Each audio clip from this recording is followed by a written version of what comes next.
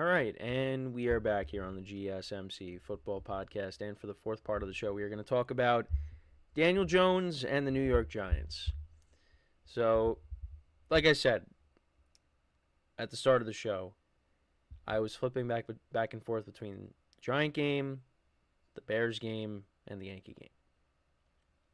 Now, I didn't really get to see Caleb Williams because every time I tried, they wouldn't have the ball. I did see the rushing touchdown.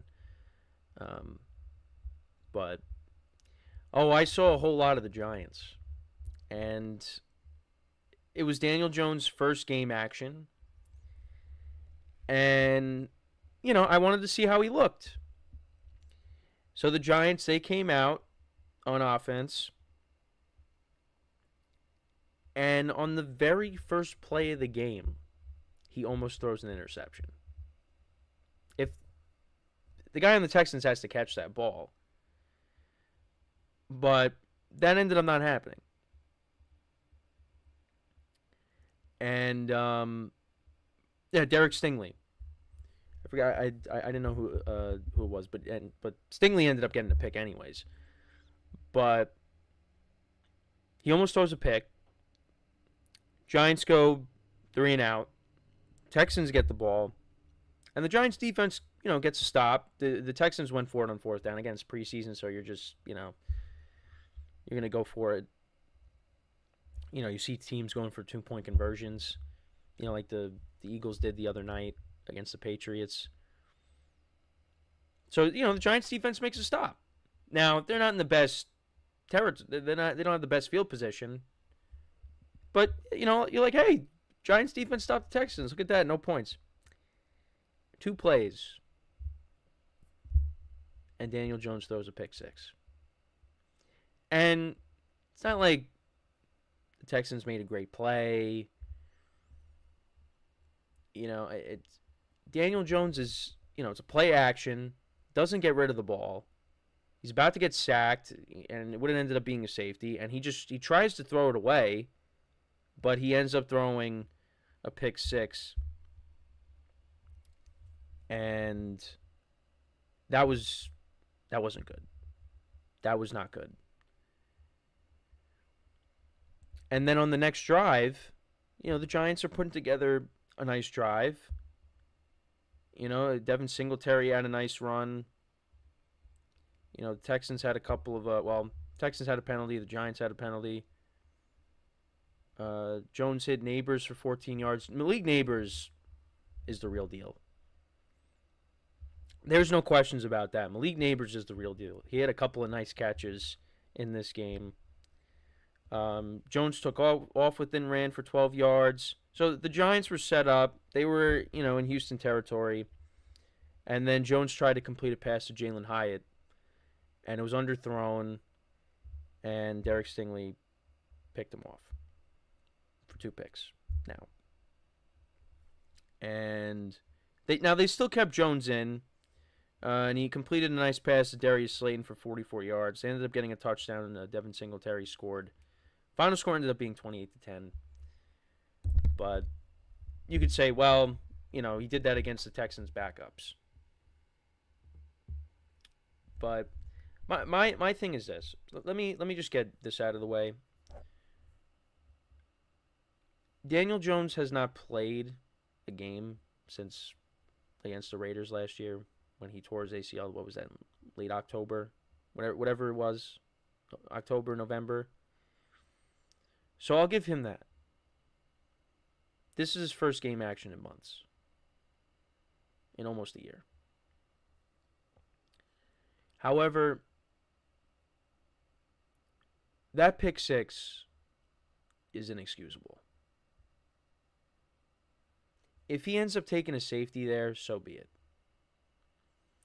But when you try to throw it away as you're falling down, and it ends up getting basically it's a walk-in touchdown, a pick six.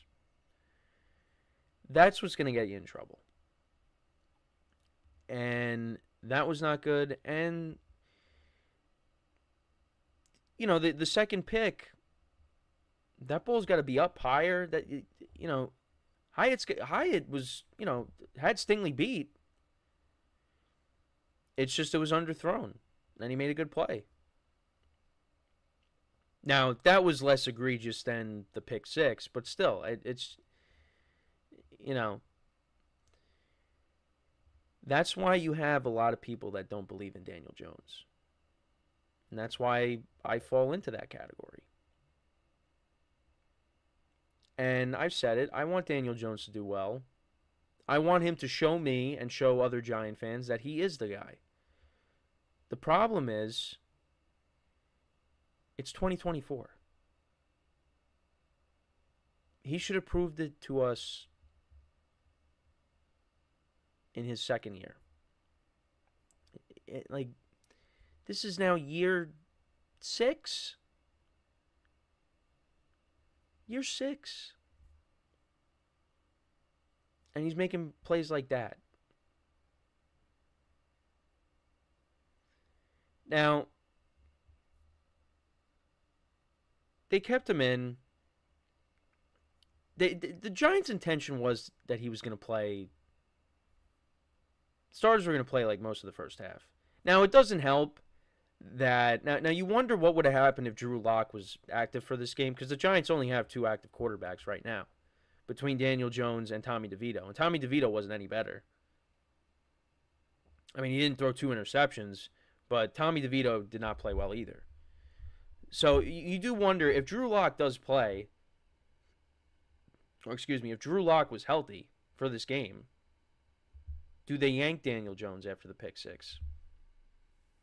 Do they yank him after the second interception? Does he even get a chance to have that touchdown drive?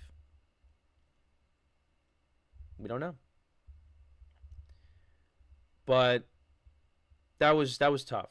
That was a tough watch. And when I was watching the game, as I am texting in my group chat, my sports group chat, that he almost threw a pick on the very first play. The pick six happens. I either just hit the send button or I'm about to hit it, the text. And he throws the pick six. I couldn't believe it.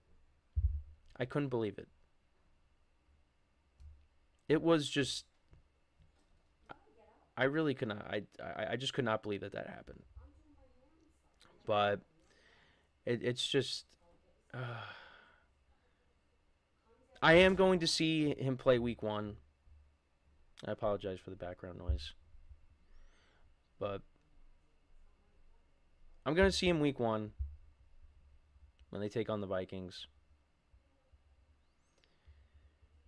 Could be a long afternoon. It's possible. But I also think that the Giants' defense is going to be good. But you can't have this. You can't have it. And you know what?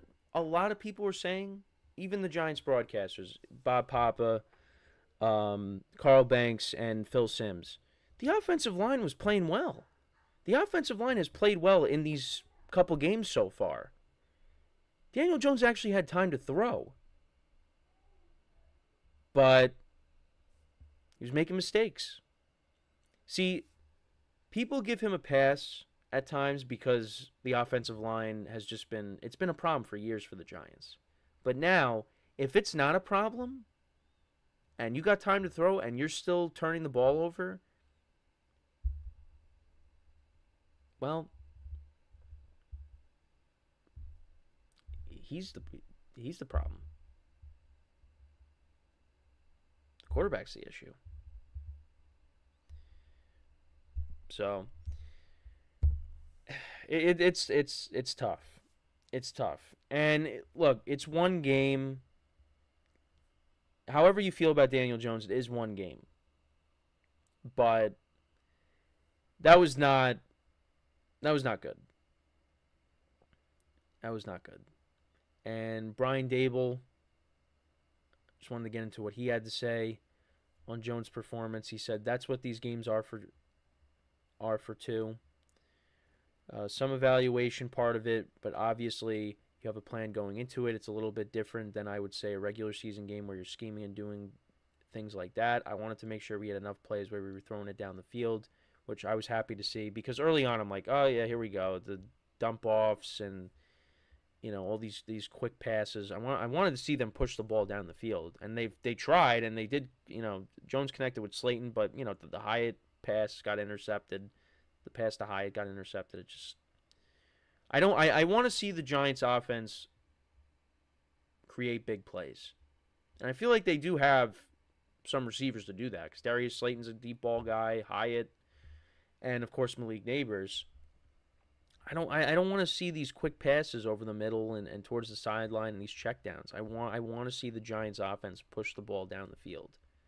And if Daniel Jones has time to throw, they can do that. And I think they have the receivers to do it. But yeah, so Daboll continues by saying, I wanted to make sure we had enough plays where we were throwing it down the field. Just said that. Giving opportunities to throw it down the field. Again, there were some good things, good to get him out there, and then a couple of things we'll learn from, and that's what these things are for.